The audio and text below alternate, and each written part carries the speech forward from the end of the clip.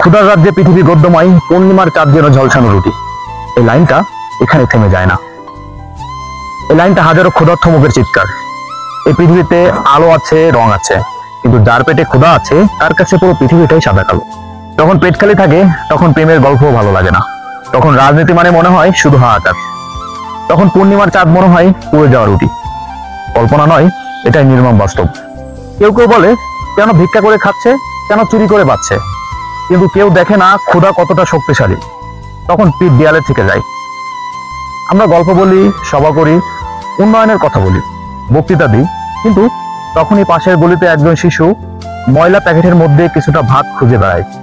এই সমাজে পূর্ণিমার চাঁদ আসে, আলো ছড়ায়, কিন্তু সেই আলো ছুতে পারে না ফুটপাতে ঘুমিয়ে থাকা ব্যক্তিটাকে। তিনি সারা রাত স্বপ্ন দেখে এক টুকরো গরম রুটির। যতদিন না আমাদের এই সমাজের প্রত্যেকটা ব্যক্তি পেট ভরে ভাত পাবে, ততদিন পূর্ণিমার চাঁদ ও কবিতার নয়, বাস্তবের নীরব কষ্ট।